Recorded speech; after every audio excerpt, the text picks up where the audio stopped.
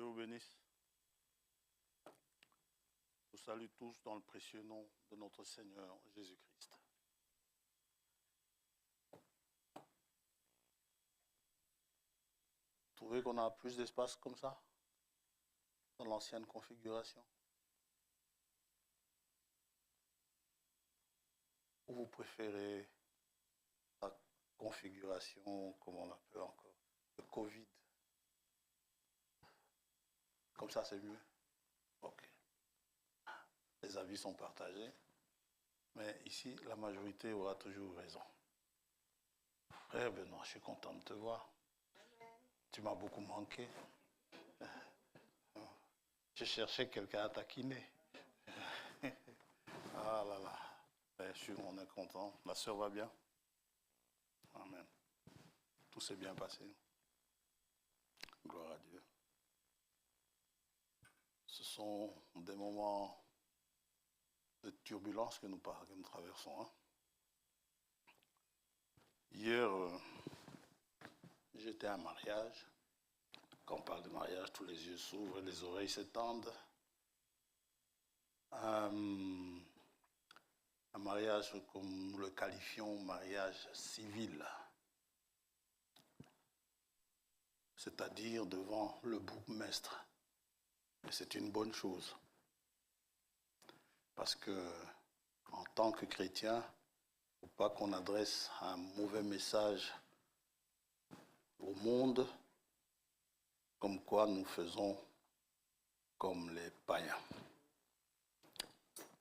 Et c'était le frère Daniel et la sœur Méda qui se sont mariés, si je peux dire ainsi, à la commune. J'ai assisté, j'étais content, parce que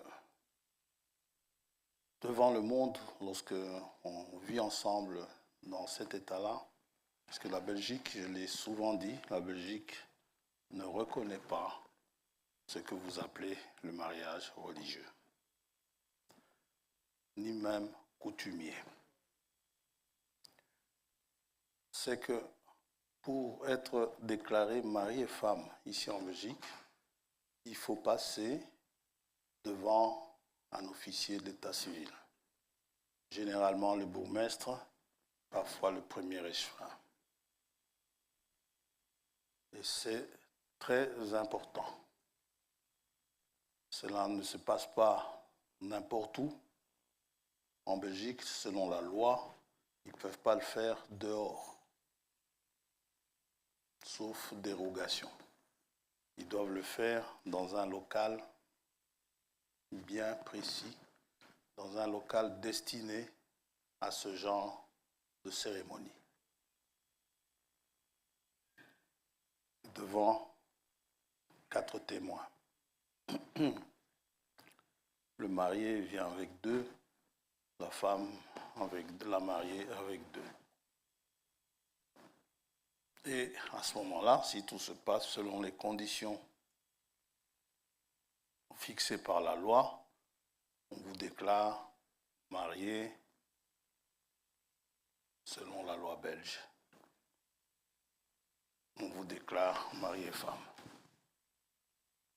Avant, si vous viviez ensemble, devant l'administration, vous étiez concubins. Ça va?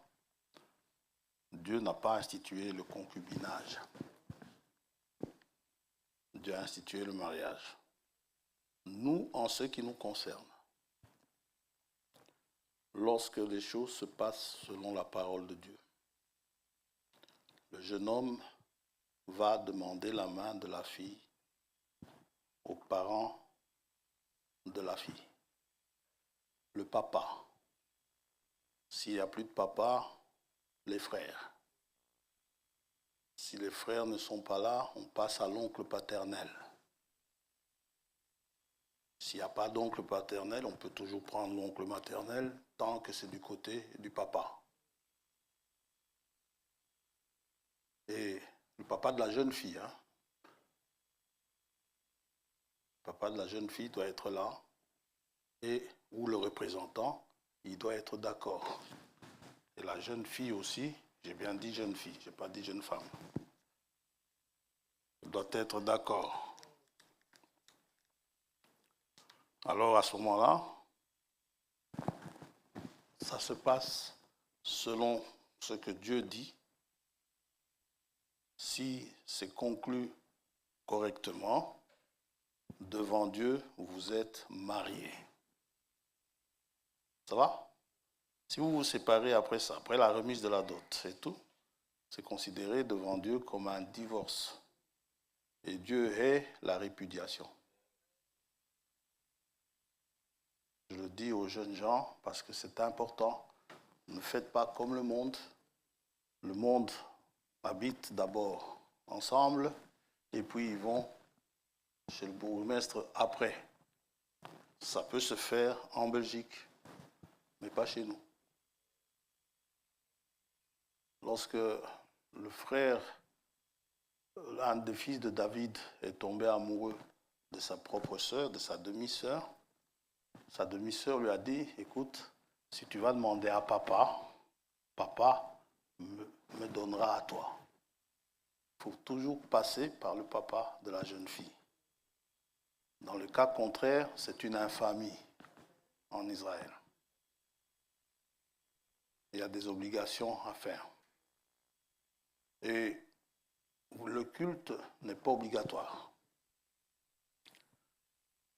Quand Eliezer est allé chercher Rebecca, Laban, frère de Rebecca, et Bethuel, papa, je crois, répondirent et ils ont dit, quand ils ont écouté Eliezer, ils ont dit, c'est de l'Éternel que la chose vient.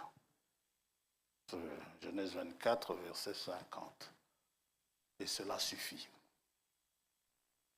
Et quand cela se passe ainsi dans l'Assemblée, je suis le premier heureux de voir que des jeunes mettent leur vie en ordre. Ça me réjouit. Mais maintenant, au moment où c'est conclu et que vous vivez ensemble, c'est bien. Ne venez pas 10 ans après disant le français, est-ce qu'on peut faire un culte? Ça ne sert à rien. Ça va? Maintenant, si vous voulez le faire, faites-le. Sinon, ça ne sert absolument à rien.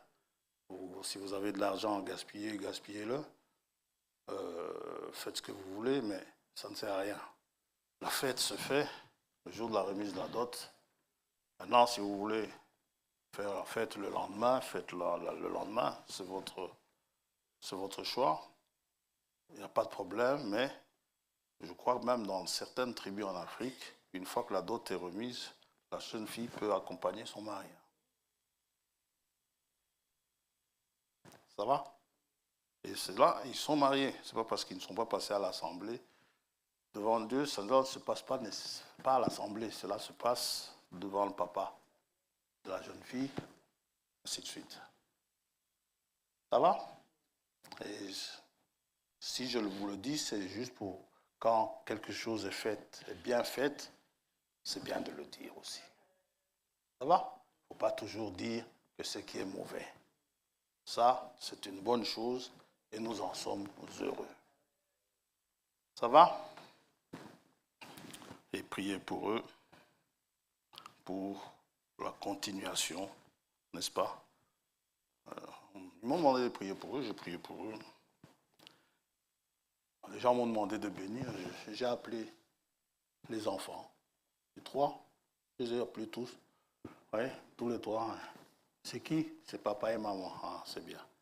Alors, si ça, ce n'est pas une bénédiction, alors moi, je ne sais pas ce que c'est. Et c'est Dieu qui bénit. Amen. Parce que la bénédiction, c'est quand on a béni Rebecca, oh, notre sœur, puisses-tu devenir des milliers de myriades. Hein? Et que ta postérité possède la porte de ses ennemis. Voilà. Ça, c'est la bénédiction divine. Normalement, c'est la bénédiction du jour, c'est la bénédiction nuptiale, si vous voulez. OK? Dieu vous bénisse. Maintenant, j'espère que la fête s'est bien passée. Moi, il paraît que ça s'est bien passé. Moi, les fêtes, le samedi, c'est compliqué.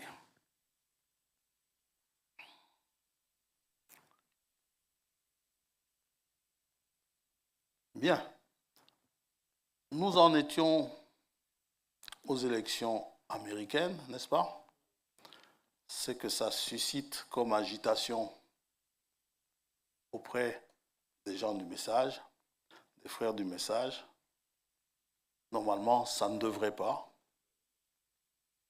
Je me demande pourquoi ça suscite plus d'agitation qu'autre chose.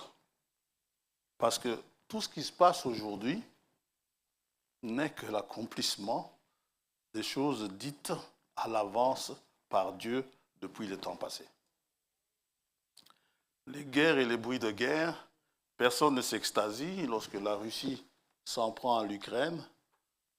Et pourtant, ce n'est que l'accomplissement des Écritures. Lorsque le Hezbollah et Israël s'affrontent, personne ne s'extasie, mais on préfère en rester à la voiture autonome qui ressemble à un œuf. Regarde frère, mais oui, c'est bien. Quand on voit ça, nous voyons que la parole que nous lisons n'est que la vérité. C'est une parole prophétique.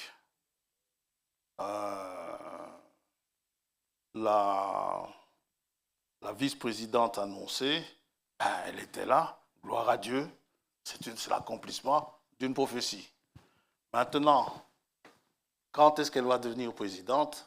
On ne sait pas. Je n'ai pas encore lu là où elle doit devenir présidente. Je n'en sais rien.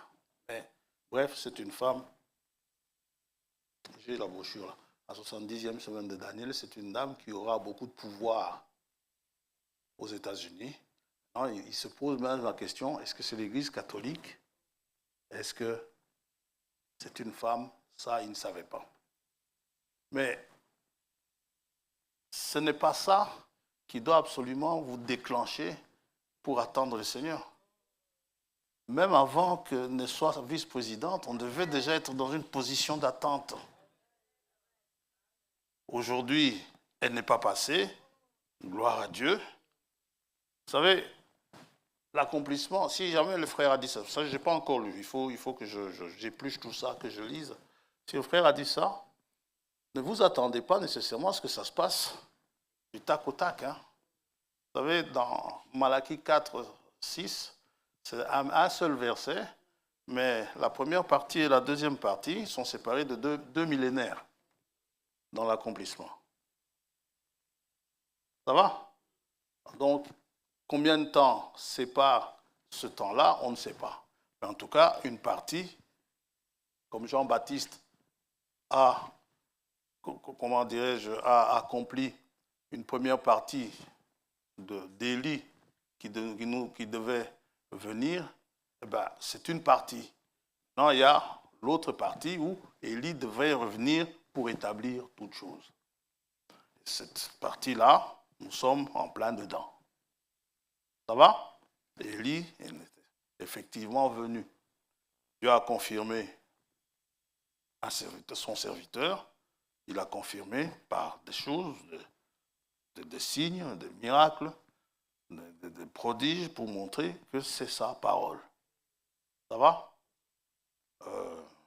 Maintenant, cela ne veut pas dire que tout ce que le frère a dit, il faut prendre cela comme parole d'évangile.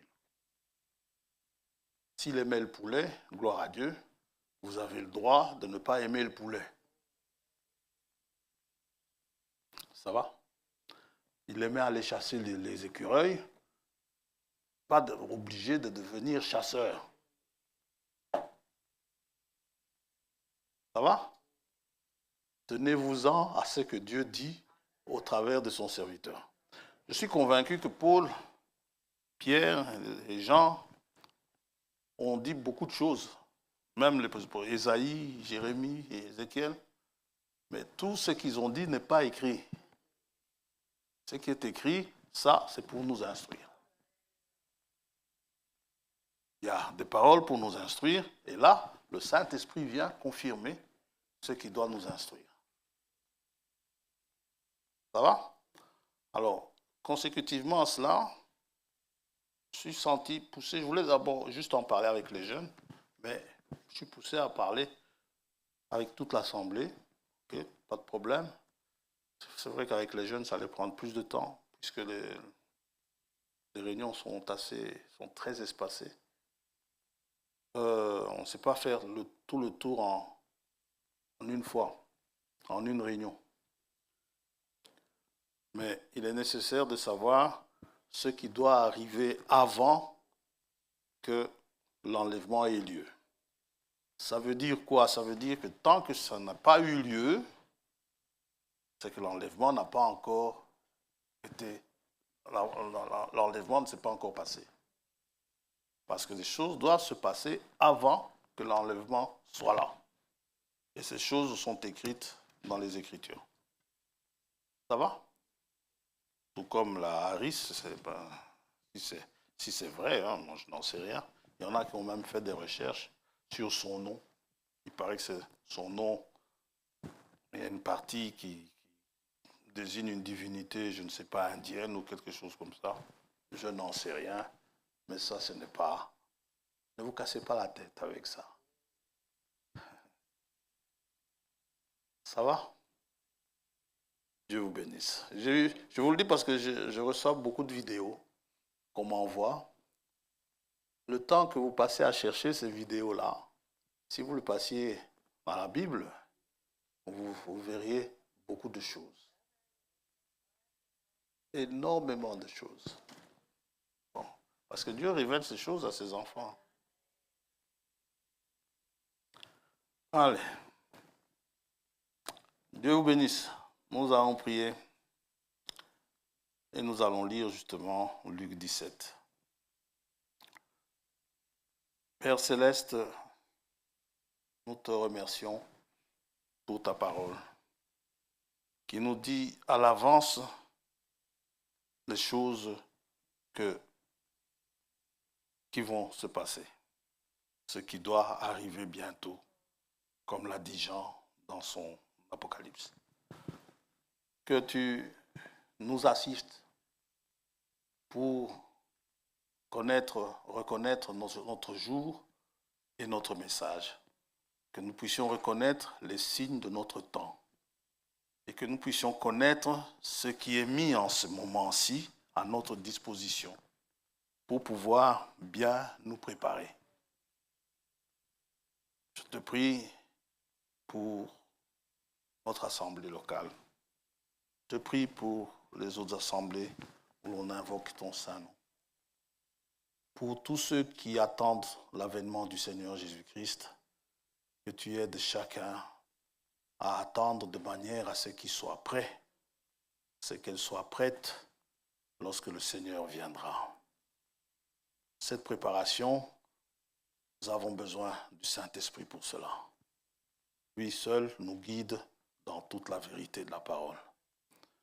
Si nous te demandons pardon pour nos péchés, te demandons de nous aider à éclaircir nos cœurs, à enlever tout ce qui assombrit, toutes ces épines, nos soucis, nos inquiétudes qui nous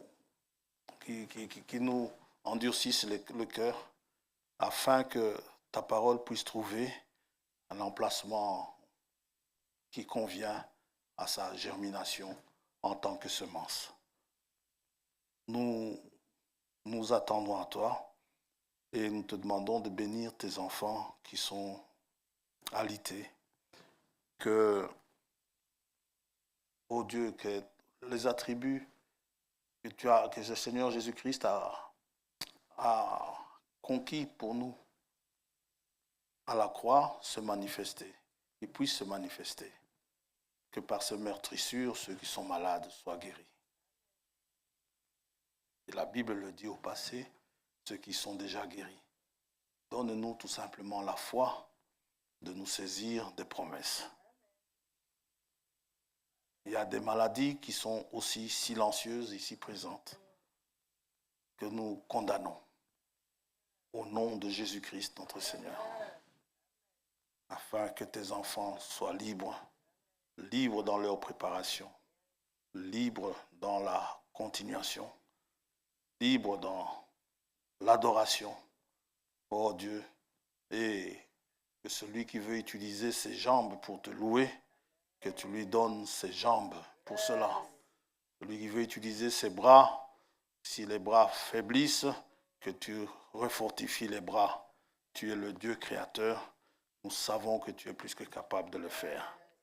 Inspire-nous ta parole et merci de consoler aussi ceux qui sont affligés. Nous te le demandons au nom de Jésus-Christ notre Seigneur, sachant que nous nous rappelons aussi maintenant que Jésus-Christ nous a conseillé de t'importuner au Père pour recevoir la promesse que tu nous as faite, la promesse du glorieux Saint-Esprit, que tu baptises l'Assemblée du Saint-Esprit. Et si tu ne le fais pas aujourd'hui, nous te le redemanderons encore demain, jusqu'à ce que tu le donnes. C'est Christ qui nous a donné ce tuyau. Il a dit, n'abandonnez pas, ne vous relâchez pas, demandez, et cela vous sera donné. Nous savons que le Saint-Esprit est encore là, et nous te remercions pour ceux qui l'ont déjà. Et maintenant, nous voulons te demander que toute l'Assemblée en soit bénéficiaire. Au nom de Jésus-Christ, notre Seigneur, nous t'avons ainsi prié. Amen. Dieu vous bénisse. Luc 17.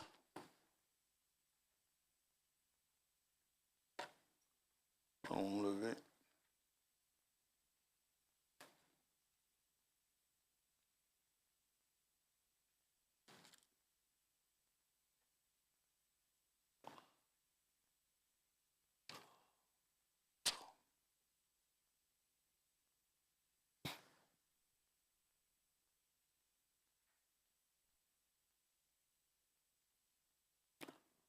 Allez, il faut commencer au verset 22.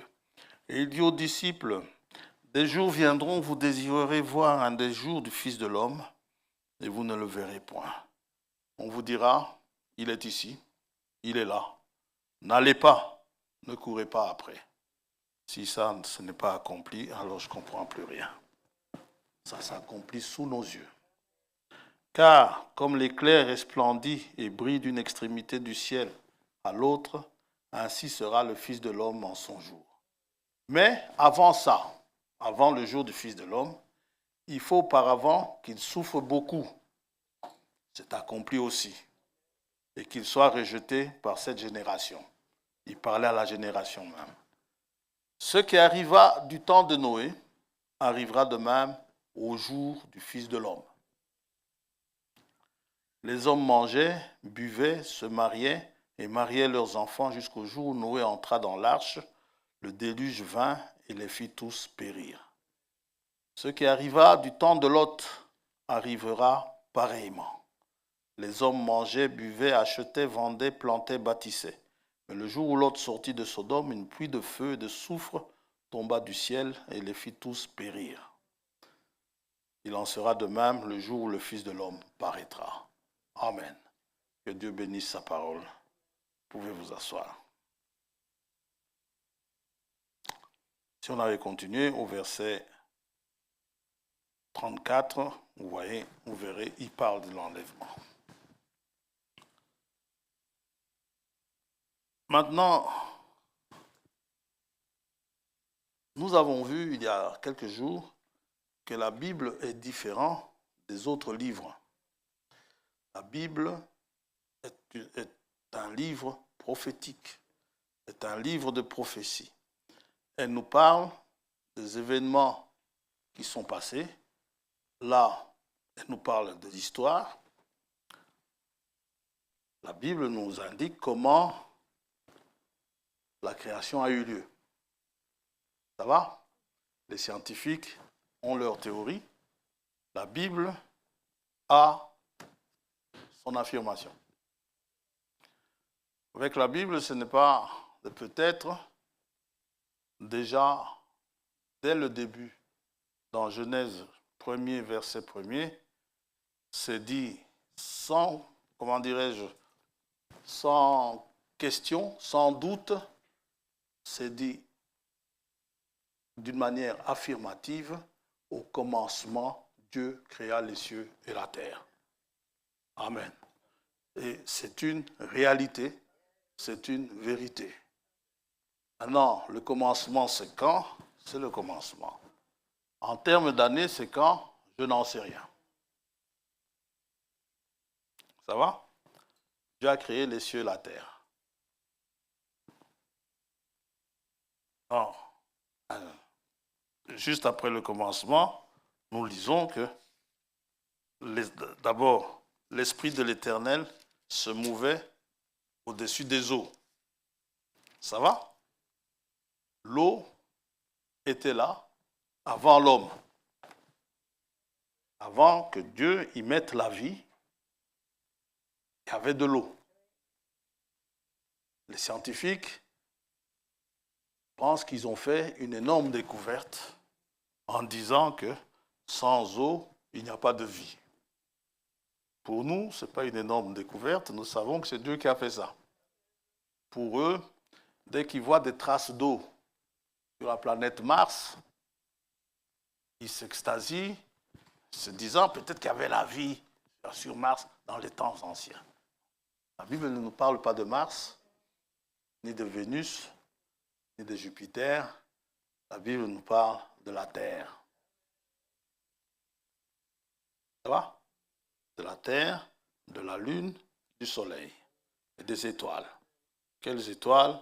Ce n'est pas l'affaire de Dieu, ne nous le dit pas dans Genèse 1er, mais il va le dire à Job. Hein. Il dit la grande ours, la petite ours, tout ce que tu entends là, c'est moi qui ai créé cela. Alors, Dieu dit que d'abord, avant cela, il n'y avait pas de lumière. Au verset 2, il y avait des ténèbres à la surface de l'abîme. Okay? Personne ne savait ce que c'était que la lumière à ce temps-là. Dieu dit que la lumière soit. Quelle interprétation vous allez donner? C'est quoi la lumière? Vous n'en savez rien. Mais la Bible dit, et la lumière fut. Comme il nous est dit, c'est ça l'interprétation. Ne commencez pas à chercher, il y a eu des éléments, des photons, laissons ça. Il y a eu ceci et cela, n'est-ce pas, qui ont fait que il y a eu des non. D'ailleurs, ici, c'est la lumière diffuse. Hein. Ce n'est pas la lumière du soleil. Et Dieu va séparer la lumière d'avec les ténèbres. Et c'est pareil pour les événements que Dieu prédit qui doivent arriver. Lorsqu'il nous est dit que ce sera comme au temps de Noé, attendons de voir si nous vivons vraiment le temps de Noé. C'est ce que nous avons vu la semaine passée. Jeunes filles, les filles des hommes se deviendraient belles, seraient belles. Les fils de Dieu vont aller les épouser, et ainsi de suite. Nous en avons parlé. Nous avons vu comment Max Factor fait des prouesses, n'est-ce pas? Comment il peut rendre une mocheté en une réelle beauté. Et aussi, le temps de Noé, caractérisé par une grande méchanceté des hommes. Connaissant la parole de Dieu, sachant ce que Dieu dit, mais ne la mettant pas en pratique. Le temps de Noé est aussi caractérisé par un déluge. Ça va? Un déluge et des inondations. Et une grande inondation. Et nous voyons les inondations qui se passent dans le monde et il y en a une grande à craindre qui risque d'arriver. Avec le réchauffement climatique, nous en avons parlé, les glaces, si elles fondent, le niveau de la mer va monter et les îles qui se trouvent au niveau de la mer, certaines îles vont disparaître. Tout simplement parce que l'eau de la mer va monter. Eux-mêmes, les scientifiques nous prédisent cela. Et vous savez, nous avons parlé des élections américaines. L'ancien président, enfin le président sortant, il avait adhéré à cette conférence sur le climat pour essayer de diminuer les effets de serre pour que la température globale de la Terre n'augmente plus ou augmente beaucoup plus lentement, que la Terre ait le temps de travailler tout ce que nous rejetons afin d'établir un équilibre de climat. Mais si Dieu a dit qu'il en sera comme au temps de Noé, les choses doivent se poursuivre de manière à ce que tout se détériore. Dieu avertit toujours avant de juger. Ne nous surprendra pas, nous voyons cette inondation arriver. Nous voyons cette mer monter, arriver, comme l'ancien président s'était mis en porte-à-faux avec ça. Dieu a fait de sorte qu'il saute. Celui qui est là, il porte le nom de trompette. Trump, ça veut dire trompette. Celui qui est trompette est là pour nous avertir. Pour nous avertir de la venue du roi, pour nous avertir d'une guerre qui est annoncée, pour nous avertir de beaucoup de choses. Vous pouvez regarder dans Nombre, je crois que c'est Nombre 10, pour nous avertir aussi du départ ou du campement. Tout dépend de la manière dont la trompette est jouée. Ça va? Lorsque ce sont deux sons, ça veut dire une chose, disait Nombre 10. Lorsque ce sont des sons courts, ça veut dire une certaine chose. Et Paul dit, nous devons être capables de discerner le son de la trompette. Et ça, c'est le travail de tout enfant de Dieu. L'enfant de Dieu reconnaît le son de la trompette. Pour le monde, la trompette est diffuse. Mais pour nous, ce sont des sons bien clairs. Et ça joue la partition que ça doit jouer, prévenant les enfants de Dieu des choses qui arrivent. Et ou même de la venue du Seigneur qui est annoncée par une trompette. N'est-ce pas? La trompette du Seigneur sonnera. La voix du Seigneur au son d'une trompette. Et il y a le temps de Lot. Nous savons de quoi est caractérisé le temps de Lot. Ça, pas besoin de nous faire un dessin. Nous voyons. Et il nous est dit aussi qu'il y a eu un feu, comme avec du soufre, qui a détruit la ville de Sodome et Gomorrhe. Nous venons de le lire.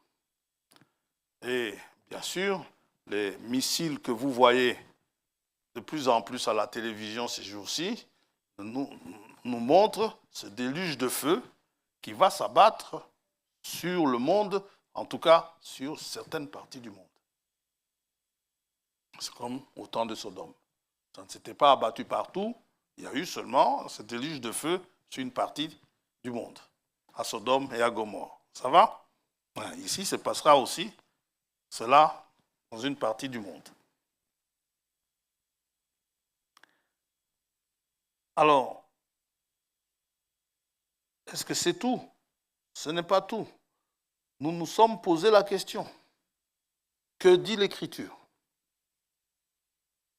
Que dit la Bible? Ça va? La Bible nous dit encore, ce n'est pas tout. Il y a encore d'autres choses qui sont annoncées, qui doivent arriver avant. L'Écriture dit ceci, dans 2 Thessaloniciens 2,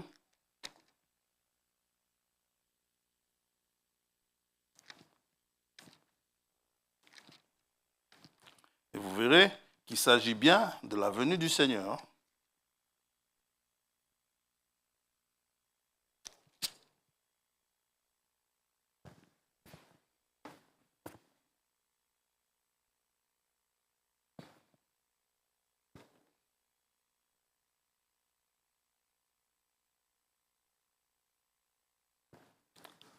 Verset 1er. Pour ce qui concerne l'avènement de notre Seigneur Jésus-Christ et notre réunion avec lui, si ça, ce n'est pas l'enlèvement, alors je ne sais pas ce que c'est. Nous vous prions, frères, donc pour ce qui concerne, si je dis ça en un mot, l'enlèvement, nous vous prions, frères, de ne pas vous laisser facilement ébranler dans votre bon sens. Quand quand vous faites ébranler dans votre bon sens, vous devenez insensé. Un insensé, c'est un fou. On va y revenir. Et de ne pas vous laisser troubler. Certains se laissent troubler, soit par quelque inspiration, soit par une parole qui vient troubler, ou par une lettre qui semblerait venir de nous. Ah, le frère Paul a dit ça dans une certaine lettre. Cette lettre, on ne la voit pas. Qui semblerait venir de nous, comme si le jour du Seigneur était déjà là. Et nous avons vu dimanche passé que le jour du Seigneur commence avec l'enlèvement. Ça veut dire que si le jour du Seigneur est déjà là, ça veut dire qu'on a manqué l'enlèvement. L'enlèvement a déjà eu lieu. Ça va? Comme si le jour du Seigneur était déjà là. Que personne, on viendra vous séduire, on viendra vous dire l'enlèvement a eu lieu en esprit. Et pendant que l'enlèvement a eu lieu en esprit, il souffre ici. Celui qui est enlevé en esprit. Que personne ne vous séduise d'aucune manière. Car il faut, c'est une obligation, il faut que l'apostasie soit arrivée auparavant, avant cela, avant le jour du Seigneur. Et qu'on ait vu, c'est pas tout, paraître l'homme impie, le fils de la perdition. On va s'arrêter là. Il y a deux parties ici de choses qui doivent arriver. Il doit y avoir une apostasie et on doit voir paraître l'homme impie. On ne verra qu'une seule des deux parties. Ce matin, c'est la première. Procédons dans l'ordre. Il faut, le titre, l'Écriture dit, 2 points, il faut que l'apostasie soit arrivée auparavant. Il faut cela. Techniquement, une apostasie, ça désigne une révolte. Si c'est dans le domaine politique, c'est un mot grec, apostasia. Ce n'est pas important. Ça désigne une révolte, ça désigne aussi un abandon, une défection. En ce qui nous concerne, ne parlons pas politique, c'est dans le domaine de la foi que quelqu'un se révolte. Et en venant ici, on parlait de quelque chose dans la voiture. On se posait, parfois quand j'entends les cantiques composés par un frère qui ne vient plus, parfois je me dis, mais je demanderais un peu, le jour où je le verrai, je lui demanderai, frère, mais qu'est-ce qui t'a poussé à partir? Mais la réponse est celle-ci. Souvent, beaucoup s'en vont parce qu'ils sont déçus par d'autres frères. Certains quittent la communion parce qu'ils sont déçus par certains frères. Frère, qu'est-ce qui se passe? Ah, dans l'assemblée, là, les gens me regardent, les gens disent, les gens parlent, les gens ceci. Ce n'est pas ça qui doit déterminer votre foi. Quand les gens parlent, quand les gens sont curieux à regarder dans vos affaires, Dieu est en train de vous former. Vous devez être habitué, puisque le fruit de l'esprit, c'est quoi? Galates 5.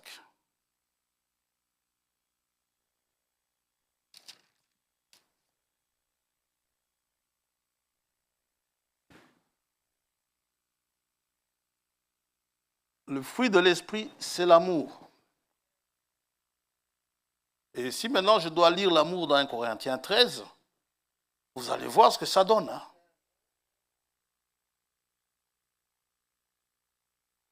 Oui.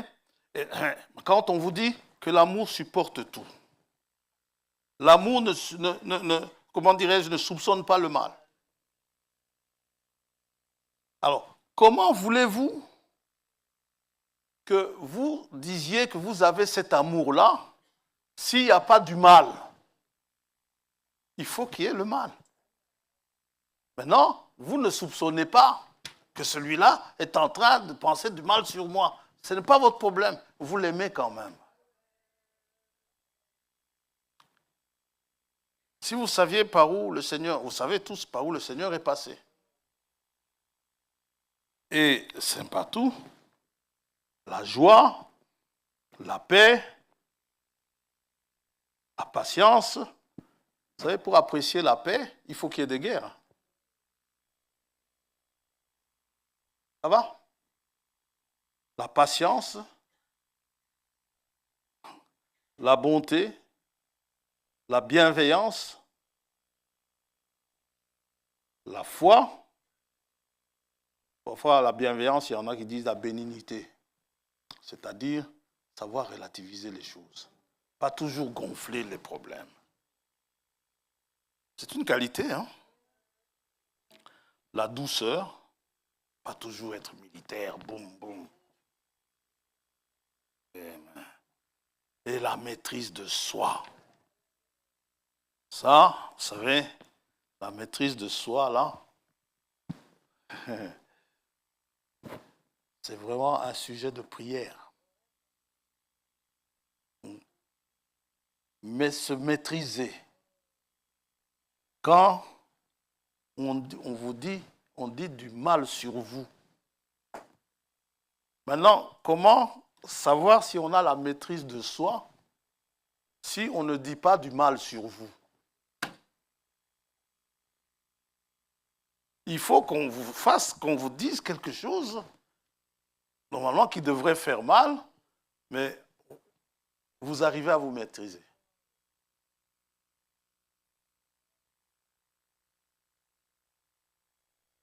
Pour apprécier le jour, il faut qu'il y ait une nuit. Hein? Gloire à Dieu. Donc, je disais, beaucoup s'en vont. Parfois, certains s'en vont parce que dans les assemblées, il y a souvent des choses qui se passent. Nous le voyons avec les Éphésiens. Ces Éphésiens qui recevaient toute bénédiction spirituelle dans les lieux célestes.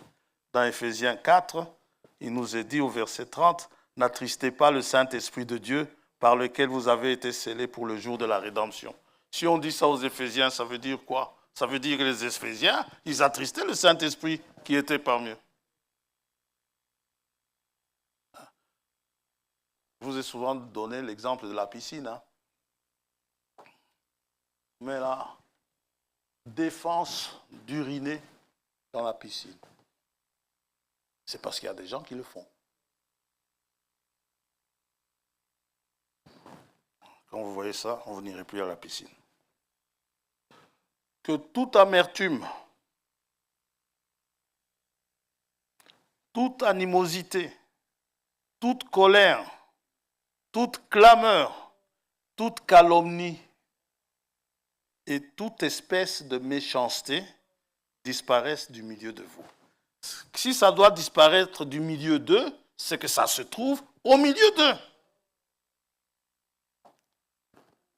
Donc, c'est Dieu qui vous forme pour que vous puissiez avoir ce caractère, comme nous le chantons souvent, être comme Jésus tout au long du voyage de ma vie. Je ne demande qu'une seule chose, à être comme Jésus. Si vous n'aimez pas qu'on vous outrage, ne chantez plus jamais ce petit cœur. Maintenant, si vous voulez vraiment avoir ce caractère-là de Jésus-Christ, il faut accepter qu'on vous outrage.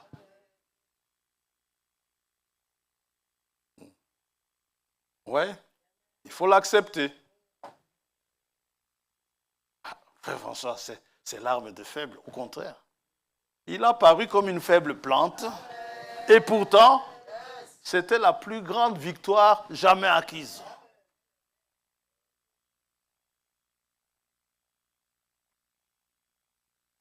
me dit, le caractère de Jésus-Christ, ce n'est pas un don, c'est une victoire. Pour avoir son caractère, il faut vaincre. Il faut être vainqueur. Tu ne vas pas venir avec un paquet de caractère de Jésus-Christ et vous mettre ça dans vous. Ça se forge. Ça se travaille. Et il vous donne les voisins qu'il faut. Il vous donne les frères qu'il faut. Et les sœurs qu'il faut. Le frère le plus enquiquinant, là, c'est celui-là que Dieu utilise pour ton caractère. Amen. Gloire à Dieu.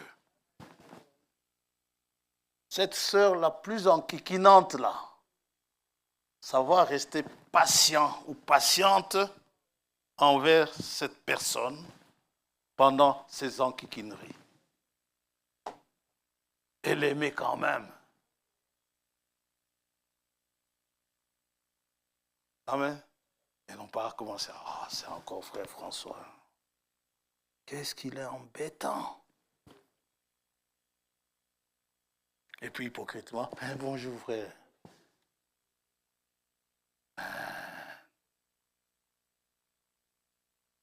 Et le courage de dites-lui, frère François, tu sais, tu es parfois enquiquinant, hein, mais je t'aime quand même.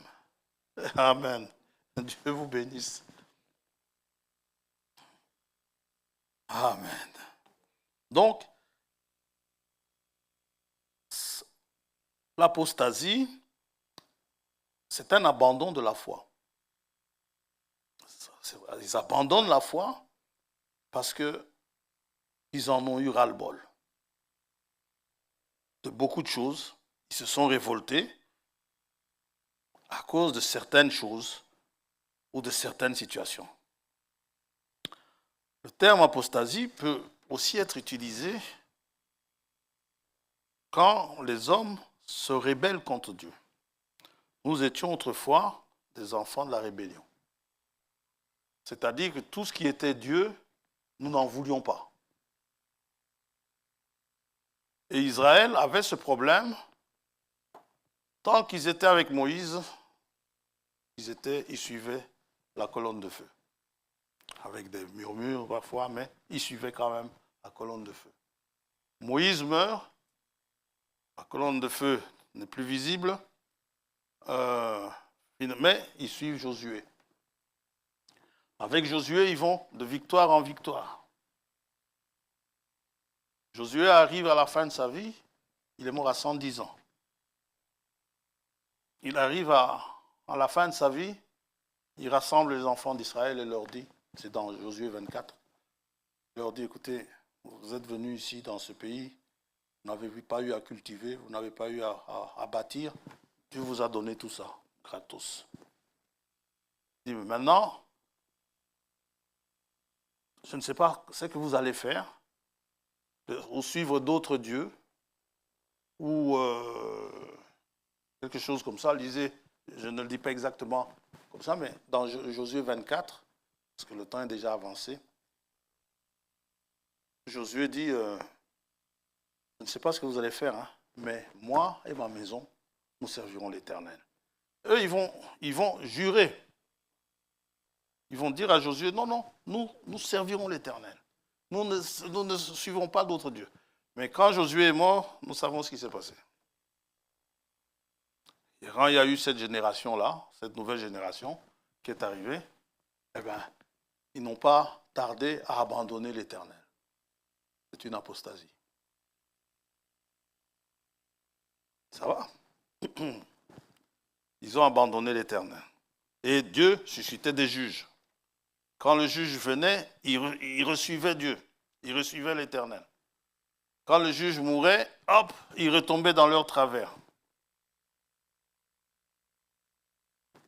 Maintenant, un autre exemple d'apostasie, c'est en présence de Moïse, du moins pendant que Moïse le conduisait dans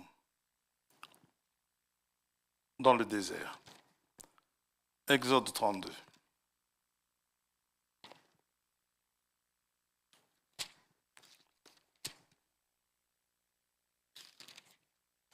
Et nous allons voir la cause de cette apostasie. Qu'est-ce qui a fait qu'ils se soient détournés du Dieu qui les a fait sortir de l'Égypte? Exode 32, le peuple, voyant que Moïse tardait à descendre de la montagne, s'assembla autour d'Aaron et lui dit, allons, fais-nous un Dieu qui marche devant nous, car ce Moïse, cet homme qui nous a fait sortir du pays d'Égypte, nous ne savons ce qu'il est devenu. Aaron leur dit, ôtez les anneaux d'or qui sont aux oreilles de vos femmes, de vos fils et de vos filles, et apportez-les-moi. Et tous ôtèrent les anneaux d'or qui étaient à leurs oreilles et les apportèrent à Aaron. C'est fou ce qu'ils avaient des boucles d'oreilles. Il les reçut de leurs mains, jeta l'or dans un moule et fit un veau en métal fondu. Et ils dirent, Israël, voici ton Dieu qui t'a fait sortir du pays d'Égypte.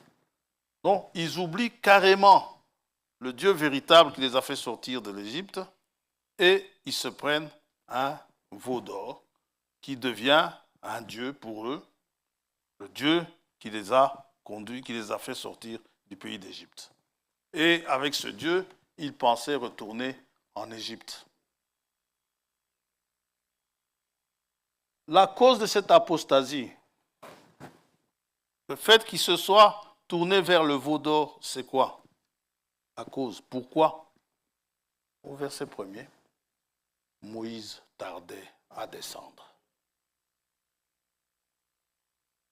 Ça entame la foi de beaucoup, ce retard. Le retard en était la cause, dans ce cas-ci. C'est l'une des causes de l'apostasie annoncée aux Thessaloniciens dans 2 Thessaloniciens 2. Pierre dit, dans 2 Pierre 3, il faut que l'apostasie arrive auparavant, n'est-ce pas? Soit arrivée auparavant. Une des causes de cette apostasie, elle va arriver pourquoi? Pierre nous explique dans 2 Pierre 3.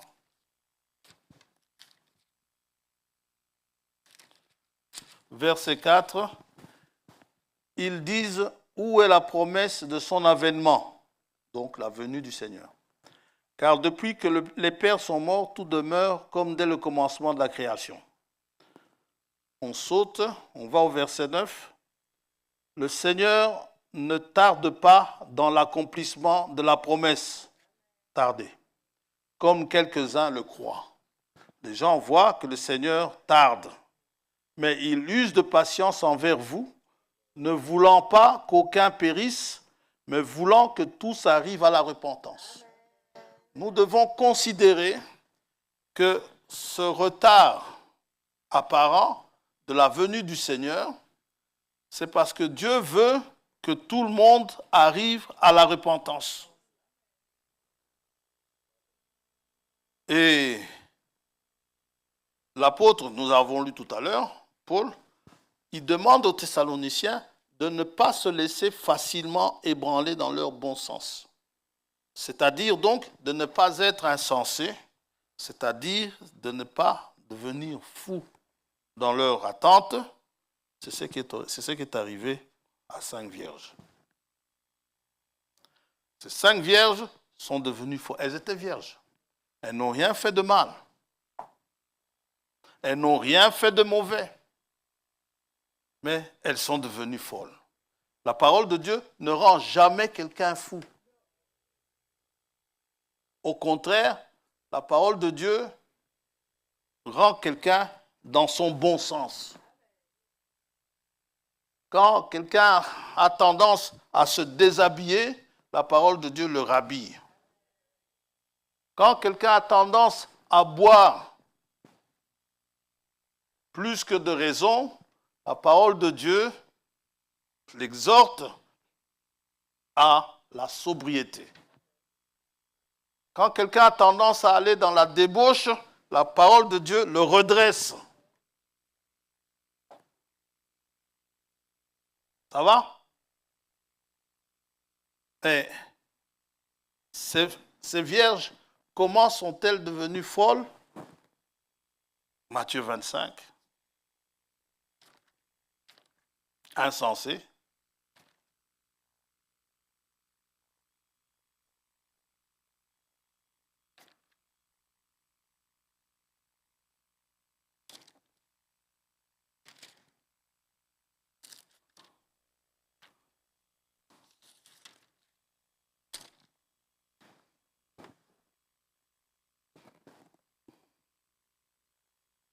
Alors le royaume des cieux sera semblable à 10 vierges qui, ayant pris leur lampe, allèrent à la rencontre de l'époux. 5 d'entre elles étaient folles et 5 sages. Les folles, en prenant leur lampe, ne prirent point d'huile avec elles. Mais les sages prirent avec leur lampe de l'huile dans des vases. Comme l'époux tardait. Dites amen à ça. Comme l'époux tardait, eh bien, toutes s'assoupirent et s'endormirent. Ce retard-là, c'est une véritable épreuve. Les enfants d'Israël ont raté leur sortie d'Égypte la première fois que Moïse est allé. Pourquoi? Parce que la promesse que Dieu avait faite à Abraham semblait tarder. Moïse a voulu anticiper, mais il n'était pas prêt. Vous voyez que quand l'heure de Dieu est là, vous voyez que le peuple n'est pas prêt. Même pour l'enlèvement aurait pu avoir lieu déjà depuis longtemps. Pourquoi? C'est nous qui ne sommes pas prêts. Maintenant, ne regardez pas aux voisins, que chacun se regarde un peu soi-même. Est-ce que, soyons sincères avec nous-mêmes, si l'enlèvement a lieu tout de suite là, suis-je prêt? C'est une question, comme dit le frère. Suis-je prêt? Heureusement, on a cette faculté de voir, bon, il faut d'abord qu'il y ait l'apostasie, il faut d'abord que la Californie sombre, il faut d'abord que... Donc, on a tendance à voir l'enlèvement très loin. On fait comme Pierre, hein, quand on amenait le Seigneur vers le prétoire, Pierre, il suivait de loin. On regarde des choses, on regarde l'enlèvement de loin. Non, on est dans le temps de l'enlèvement. La question est posée dans le cantique que nous chantons. Seras-tu prêt quand il viendra? Maintenant, laissons un peu le futur. Posons-nous cette question dans le temps présent. Si l'enlèvement a lieu tout de suite là, suis-je prêt? Beaucoup ne sont pas prêts.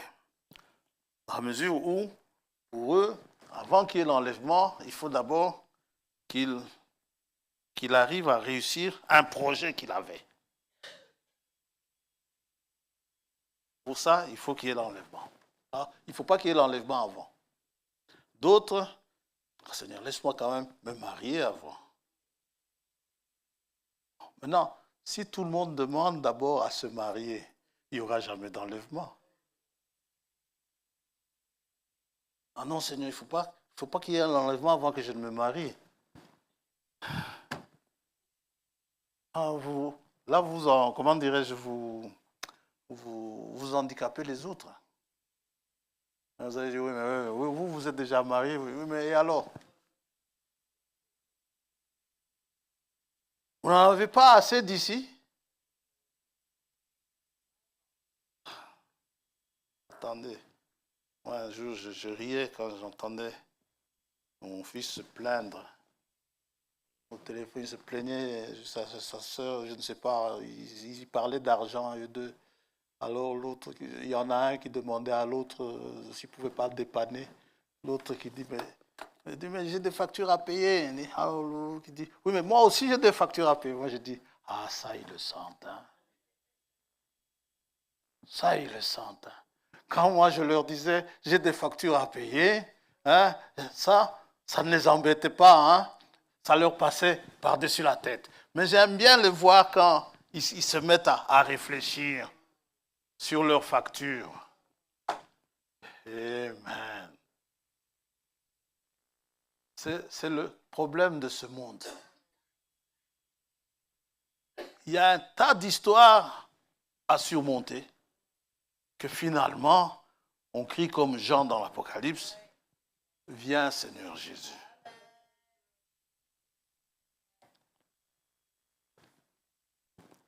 Donc, l'époux tardait, c'est une cause. Et aujourd'hui, l'enlèvement tarde à venir. Et comme ça tarde à venir, un jour j'écoutais les cantiques du frère Antonio, je parlais avec ma soeur, avec une de mes soeurs, une petite soeur, je parlais au téléphone, je dis, ah, tu te souviens quand on entendait ces cantiques, on avait l'impression que l'enlèvement avait le lendemain. Mais ça fait plus de 30 ans maintenant.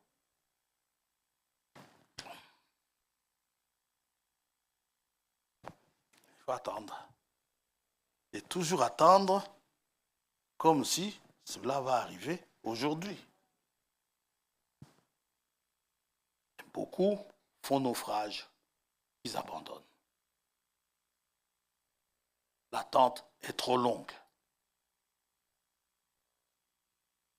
Une autre cause de l'apostasie, on ne va pas toutes les donner, c'est l'épreuve. Nous disions ici ce matin, tout à l'heure, en commençant, nous passons une zone de turbulence.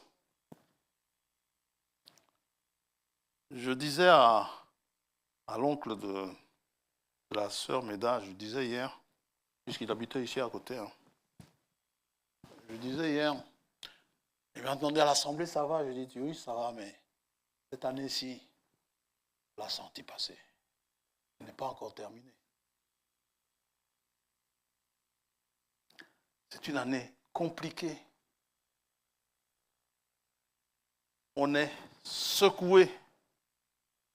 On est criblé. Et le crible a comme conséquence la défaillance de la foi. Luc 22. Criblé comme le froment.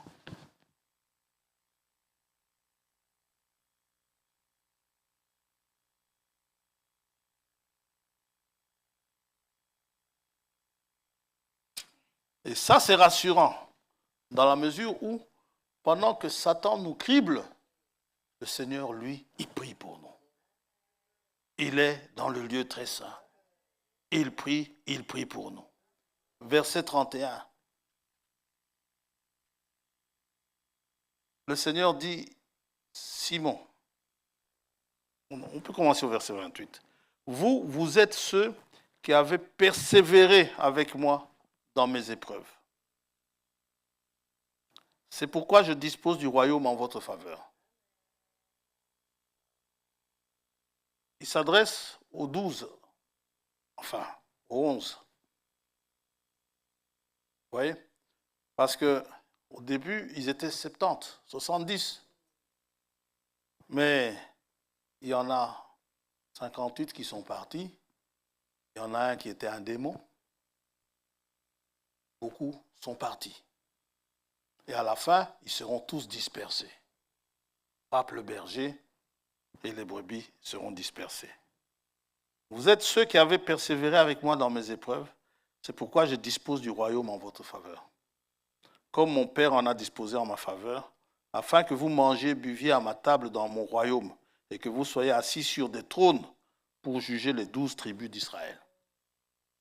Pour régner, il faut du caractère. Le Seigneur dit, Simon, Simon, Satan vous a réclamé pour vous cribler comme le froment. Mais j'ai prié pour toi. Verset 32. Mais j'ai prié pour toi, afin que ta foi ne défaille point. Dieu connaît nos limites. Jésus-Christ nous connaît. Il connaît très bien nos limites. Et dans les difficultés par lesquelles nous passons en ce moment, ou que même nous sommes passés auparavant, notre foi peut en avoir un coût. Mais quand vous voyez quelqu'un rester assis, rester à suivre le Seigneur, à adorer Dieu, à le louer, malgré toutes les secousses qu'il subit, dites-vous bien, la grâce de Dieu, elle est grande. Car c'est par la grâce de Dieu que la personne tient le coup. Sans la grâce de Dieu, c'est fini. Jésus a dit, Dieu a même dû abréger les jours. Tellement ça devenait difficile, il doit abréger les jours à cause des élus. Parce qu'il ne veut pas perdre les élus. Même les élus risquent d'être séduits. La séduction est aussi une autre cause de l'apostasie. On va le lire. J'ai prié pour toi afin que ta foi ne défaille point, et toi, quand tu seras revenu ou converti, affermis tes frères. Seigneur, lui dit Pierre, je suis prêt à aller avec toi, et en prison et à la mort. Ça, c'est l'intention que nous avons tous. Et Jésus dit, Pierre, je te le dis, le coq ne chantera pas aujourd'hui que tu n'aies nié 3 fois de me connaître. Vous voyez? Je te le dis, le coq ne chantera pas aujourd'hui que tu n'aies nié 3 fois de me connaître. Ça peut être un vrai coq, ça peut ne pas être un coq ou quelque chose qu'on appelait coq. Ça, ce sont des discussions stériles.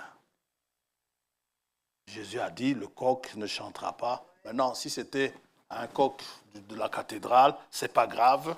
Quand il dit le coq, nous savons de quel coq il s'agit. Et nous savons qu'il chante quand? À l'aube. Ça va? On n'a pas commencé à aller discuter. Et non, en fait, ce n'est pas un vrai coq, ce n'est pas un coq du poulailler, c'est le coq de la cathédrale. Ça, ce n'est pas important. Ce qui est important, c'est qu'avant qu'on ne déclenche le coq, que ce soit par un bouton ou un coq, ou un vrai coq, que avant qu'il ne chante, tu vas me renier.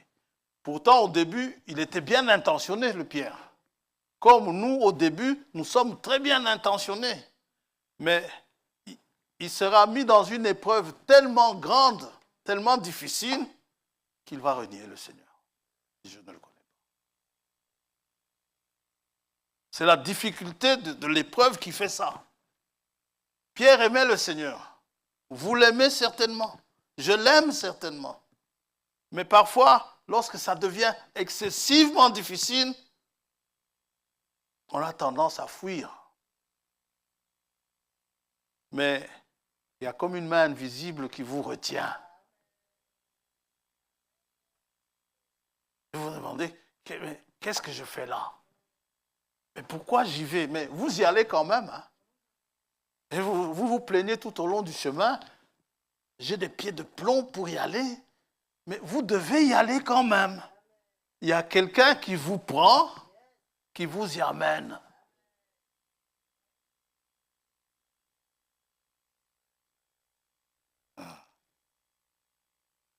Donc, l'épreuve, le crible, a des conséquences sur notre foi. Et les Thessaloniciens passaient un moment difficile. C'est pour cela qu'ils ont commencé à croire à n'importe quoi.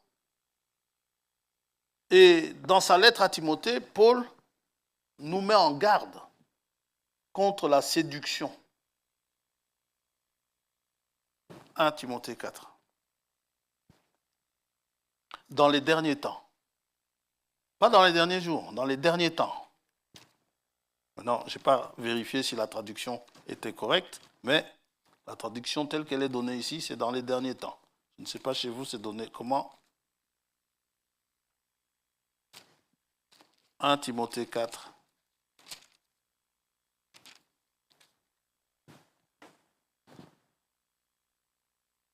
Mais l'Esprit dit expressément que dans les derniers temps, quelques-uns abandonneront la foi. Pourquoi? Pour s'attacher à des esprits séducteurs et des doctrines de démons. Par l'hypocrisie de faux docteurs portant la marque de la flétrissure dans leur propre conscience. Parfois, vous vous posez la question, comment est-ce qu'un frère, une sœur, bien assis, bien assise dans la parole, peut en arriver à croire certaines choses absolument fallacieuses?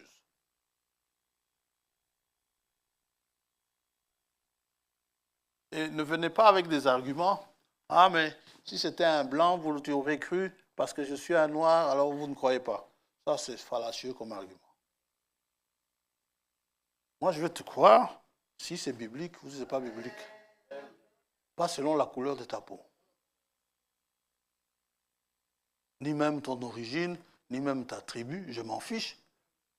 Mais si ce que tu me dis est biblique, allons-y ensemble. Si ce n'est pas biblique, laissons ça de côté. Mais comment est-ce que tel frère ou telle sœur a pu sombrer dans telle doctrine? C'est parce que ces gens-là, ils savent parler. Et on verra avec cet impie, comment est-ce qu'il va arriver à séduire beaucoup de gens. Jusqu'aujourd'hui, ils séduisent beaucoup de gens. Par des artifices, par toutes sortes de choses que Satan les inspire à faire. Et ils le font tout simplement. Et vous savez, il y a une façon simple de voir si oui ou non c'est quelqu'un qui est bien envers le Seigneur. Voyez son intention. Si son problème, c'est se faire de l'argent, laissez tomber. Même si ce qu'il vous dit, il le lit dans la Bible. Si son intention est mauvaise, il finira par vous conduire du mauvais côté.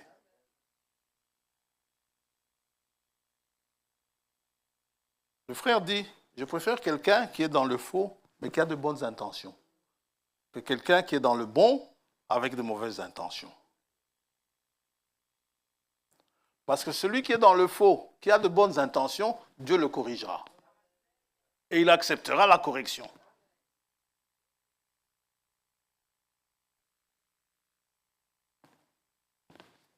Si c'est pour gagner en popularité, fouillez. Si vous êtes vulnérable, facile à être séduit, fouillez. Dans les derniers temps, donc ça nous concerne. Ces esprits séducteurs dont l'apôtre parle détournent les âmes de la parole de vérité. Détournent les âmes de la parole de Christ. Or, la foi vient de ce qu'on entend, la parole de Christ. Jude nous met aussi en garde sur cela. Jude, verset 3.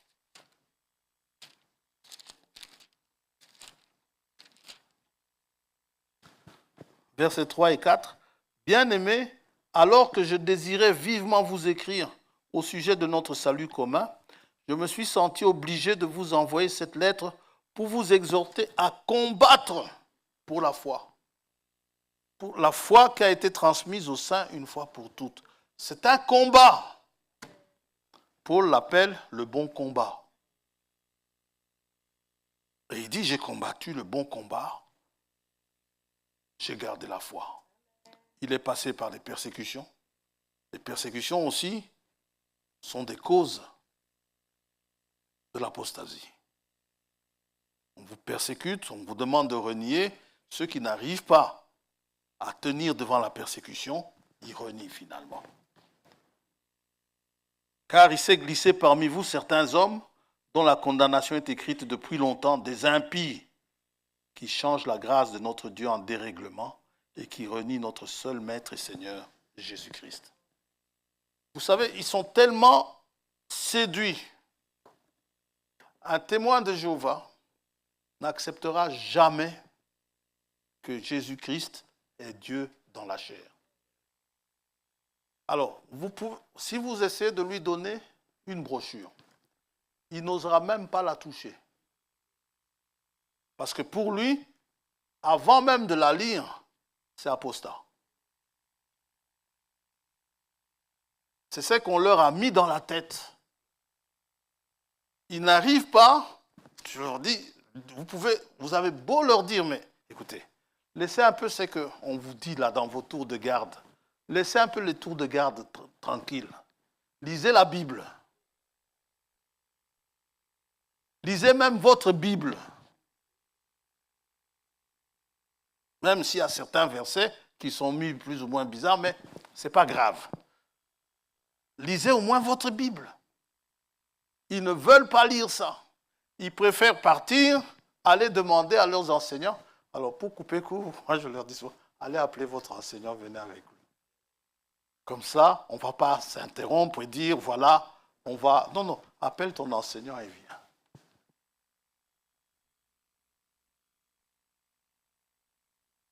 Oui. Parce que pour eux, c'est apostat. Et ils ont été séduits. Séduits par... Qu'est-ce qui séduisait chez les témoins de Jéhovah? Avant que nous ne connaissions ces choses, ce qui séduisait chez eux, c'est leur connaissance apparente de la Bible. Ils venaient chez vous, ils vous citaient tel verset, ils vous citaient tel autre verset. Vous disiez, tiens, c'est bien, ils connaissent bien la Bible. Et ça suscitait la curiosité.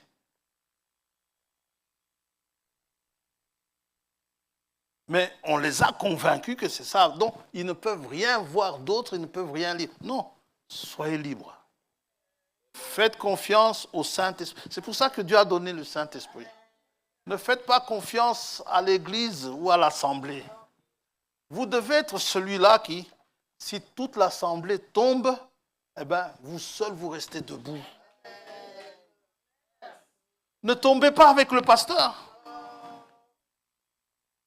Jamais, j'aime bien le jamais.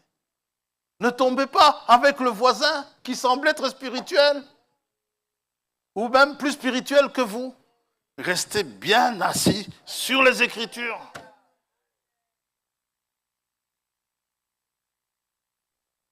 Gloire à Dieu.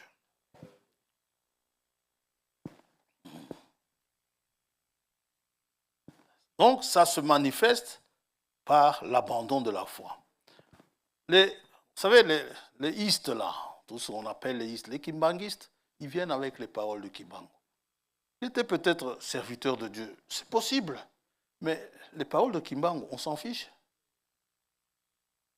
Par contre, les paroles de Dieu que Kimbangu avait, ça nous intéresse. Les branhamistes vont venir avec les paroles de Branham. Les paroles du frère Branham, on s'en fiche. Ce qui nous intéresse, c'est ce que Dieu a dit qui nous concerne pour nous préparer. Ça va? On est dans une assemblée, il y a un pasteur. Les paroles du pasteur, vous vous en fichez. Ce qui est important, c'est ce que le pasteur dit selon les Écritures.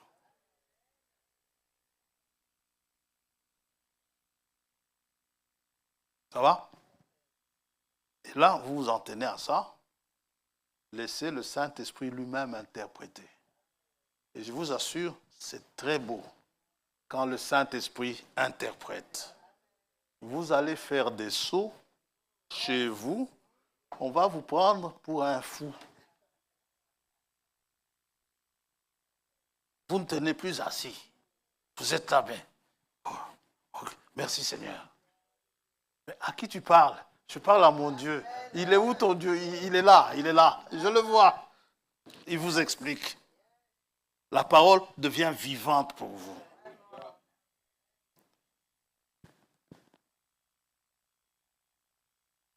Et en fait, qu'est-ce qu'ils font?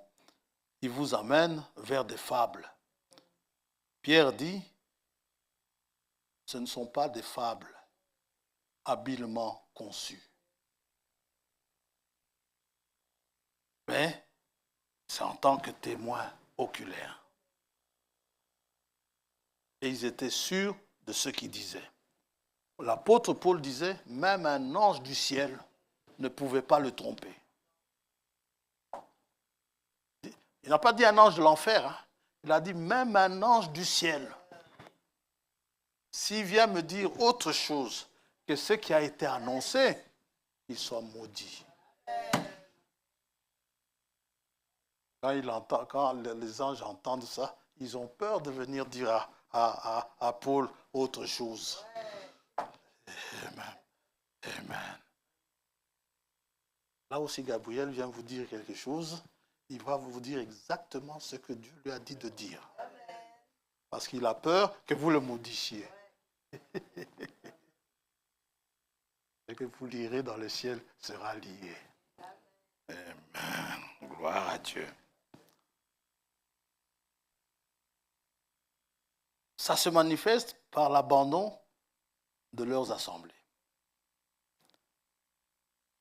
Il y a une écriture qui est là, qui est toujours valable aujourd'hui, que nous connaissons pratiquement par cœur, hein, mais que nous allons quand même la lire. Parce que je sais, ce monsieur-là, il n'aime pas qu'on la lise. On va la lire. Hébreux 10, 25.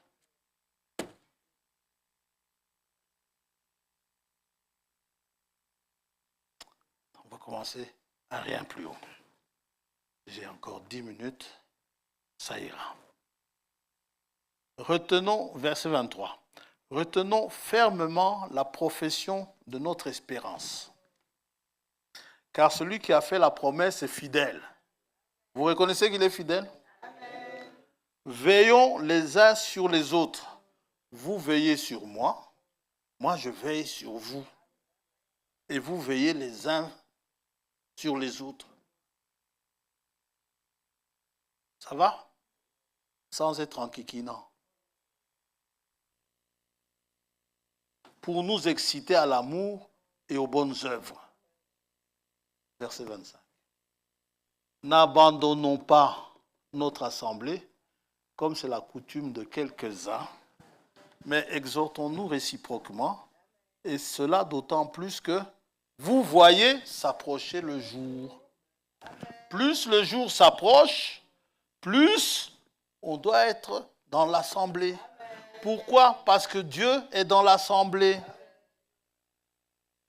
Si on vient avec cette intention-là, sachez que Dieu sera là. Maintenant, si le conducteur est négligent, Dieu va l'écarter. Et il prendra quelqu'un de manière à ce qu'il s'exprime librement dans l'assemblée. N'allez pas, je sais que c'est inutile de le dire, mais je le dirai quand même, n'allez pas vers les réseaux sociaux. Il y en a qui n'ont plus d'assemblée, leur assemblée, c'est leur téléphone.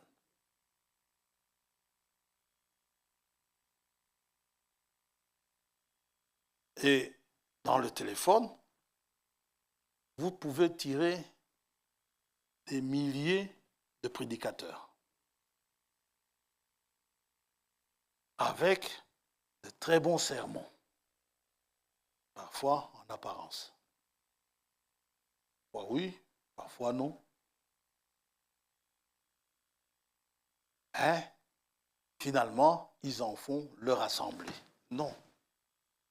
À ce moment-là, ce que vous suivez peut être juste, peut être vrai, mais c'est vous qui ne serez pas changés. Parce que ne croyez pas que pour vous changer, que Dieu va venir dans votre chambre où vous êtes avec votre téléphone, il va commencer à couper les excès, à enlever ce qu'il faut enlever, la circoncision, n'est-ce pas? Il va commencer à enlever ceci pour que vous ayez la maîtrise de soi, pour que vous ayez de la patience. Dieu va commencer à vous mettre là. Non, Dieu va vous donner de la patience au travers des frères et des sœurs que vous fréquentez. Quand il dit à Israël, lorsque vous quittez l'Égypte pour aller en Canaan, n'y allez pas en ordre dispersé. Vous êtes déjà posé la question, pourquoi est-ce que Dieu donne un ordre de marche? Dieu veut que telle tribu soit à côté de telle autre. Et telle autre à côté de telle autre. N'y allez pas en ordre dispersé. Judas, avec Ruben, je crois, je vais vous le dire. Hein. C'était chaque fois par trio. Hein. Attendez, je vais vous les donner. Et quand vous regardez le caractère de chaque tribu dans les bénédictions qui sont données, eh bien, vous verrez qu'en fait, ces tribus sont complémentaires. Les unes avec les autres. Vous avez à l'Orient, Issachar, Juda, Zabulon, à l'est. Vous avez au sud Gad, Ruben, Siméon. Vous avez à l'ouest Benjamin, Éphraïm, Manassé, et au nord Nephtali, Dan, Aser. Juda, c'est la louange. Issachar et Zabulon ont leurs particularités. Et cette marche-là, au travers du désert, a fait que ces tribus marchant dans cet ordre-là, a fait que Dieu les a travaillés dans le désert. Et ils sont nombreux à ne pas avoir supporté. 2 de ceux qui sont partis, 2 ont pu traverser. C'est vous dire que le travail est immense. On est là. Non. Ici, c'est une petite assemblée. Le point faible d'une petite assemblée, c'est quoi? Chacun connaît pratiquement les problèmes de l'autre. Ça favorise quoi? La médisance. Le jour où on est une assemblée de 5000 personnes, la médisance va commencer à se diluer. Pourquoi? Parce que vous allez dire, frère, tu vois le frère Justin là, quel frère Justin? Un frère là, il s'habille toujours comme ça. Sur 1000 personnes, vous ne verrez pas qui est le frère Justin. Mais tel que nous sommes ici, je dis seulement frère François, vous savez qui c'est.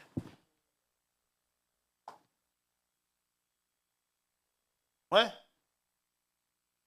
Ça, c'est le problème des petites assemblées. Bon, les grandes assemblées ont leurs points faibles aussi. Mais si Dieu a fait que vous soyez dans une petite assemblée, c'est parce que votre caractère est façonnable dans une petite assemblée. Si Dieu veut que vous soyez dans une grande assemblée, votre caractère sera façonnable dans une grande assemblée. Dieu ne commet pas de faute. Et vos combats seront tels que, malgré tout ce qui se passera, soit dans cette petite assemblée, soit dans la grande assemblée, malgré vos combats, vous serez toujours un vainqueur, parce que les promesses sont faites aux vainqueurs, n'est-ce pas? Vainqueur de la Odyssée, vainqueur de Thyatire et ainsi de suite. Eh bien, chacun sa récompense et chacun sera façonné à l'image de Jésus-Christ. Celui-là n'abandonnera pas la foi. Dans les grandes assemblées, c'est assez facile d'abandonner la foi parce que si vous faites 5 semaines sans venir, quasiment personne ne va le remarquer. Quand c'est une assemblée de 10 personnes, il y en a un qui vient plus, ça fait 3 semaines, vous le remarquez. Ici, on le remarque après un certain temps. Tiens, il y a un tel qui ne vient plus. Parfois, certains vous téléphonent. « Oh, frère !» Et puis le frère se plaint. Il dit « Ah, personne ne m'a cherché. Hein. Ah, donc tu as disparu pour qu'on te cherche. » Et... Gloire à Dieu. Hein, frère, franchement, je n'avais pas remarqué que tu ne venais plus. On va terminer. Donc, l'apostasie doit venir auparavant. Si nous voyons aujourd'hui la manifestation de l'apostasie, nous nous réjouissons de l'accomplissement d'une prophétie. D'une prophétie qui fait que, l'apôtre dit, comme c'est la coutume de quelques-uns, ils abandonnent la communion, eh bien, c'est normal, c'est parce que le jour approche. C'est l'accomplissement d'une prophétie, la prophétie de la venue du Seigneur. Et l'apostasie, ce n'est pas tout. Maintenant, quand vous voyez qu'il y a de l'apostasie, l'abandon de la foi, n'allez pas vous réjouir. Non, ce n'est pas tout. Il y a encore d'autres critères. Il y a encore d'autres choses qui doivent arriver. Et cela, nous verrons, unes après les autres. Il n'en reste plus beaucoup, mais dont nous pouvons en parler, mais ça permettra à comprendre certaines choses qui se passent avant que tel événement promis des siècles auparavant ne s'accomplisse. Pourquoi? Comme on l'a dit la semaine passée, les Écritures ne parlent jamais en vain. Écrit la prophétie, elle court vers son terme, car elle s'accomplira certainement. L'Écriture, Jésus a dit aux Juifs, dans Jean 10, 35, l'Écriture ne peut être anéantie. Ça doit s'accomplir. S'il a promis qu'il y aura l'apostasie, le fait de la voiture en forme d'œuf n'annule pas l'apostasie comme critère, comme signe avant le Seigneur. Ça va? Et si c'est ainsi dit le Seigneur, la voiture en forme d'œuf, eh bien, l'apostasie n'annule pas la voiture en forme d'œuf. Si c'est ainsi dit le Seigneur. Ça va? Donc, que Dieu nous aide à reconnaître quand nous reconnaissons ces choses, ça nous pousse, ça nous incite à mieux nous préparer. À nous préparer pour partir. Amen. Que Dieu vous bénisse. Nous allons prier.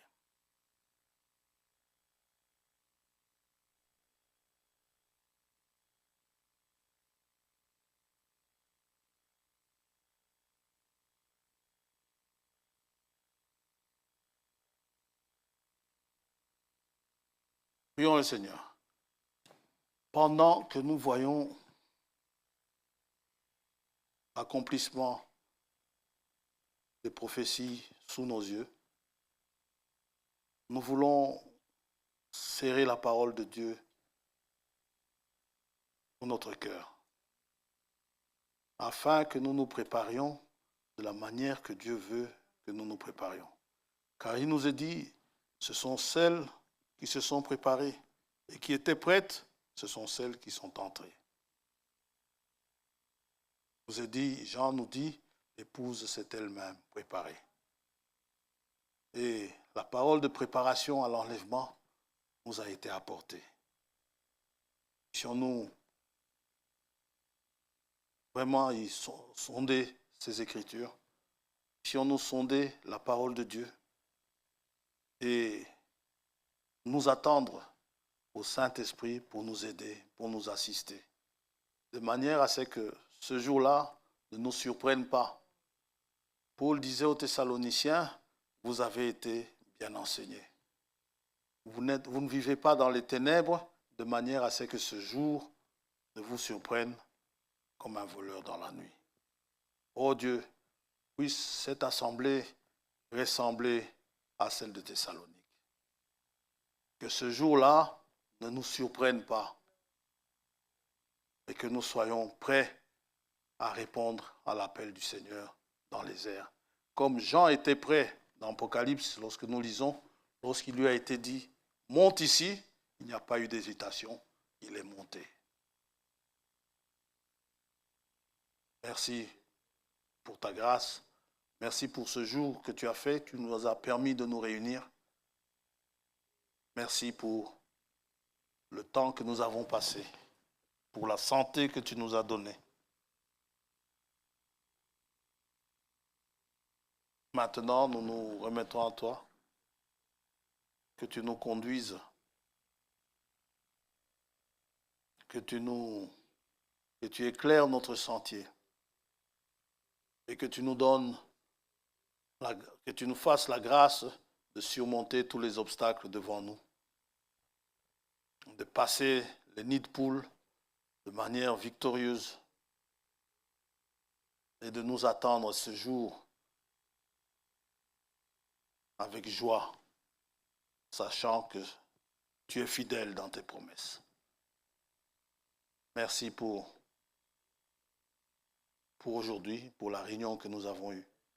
Maintenant, je te demande de nous assister pour la semaine qui va commencer. Qui commence. Tu bénisses tes enfants. Si tu viens au courant de cette semaine, si Jésus-Christ vient au courant de cette semaine, que nous soyons trouvés prêts pour cela. Nous soyons trouvés en lui afin de bénéficier de changement que tu as promis. Parce que ceux qui sont trouvés vivants, ils seront changés. Ceux qui nous ont précédés, certainement, ressusciteront d'abord dans un premier temps. Parce que les vivants ne dévanceront pas ceux qui sont décédés. Sois béni, Père, sois loué. Au nom de Jésus-Christ, notre Seigneur, t'adressons notre prière, te remercions. Amen. Amen. Dieu vous bénisse. Tenez bon. Combattez le bon combat, malgré la persécution, malgré les difficultés, les tribulations, la famine.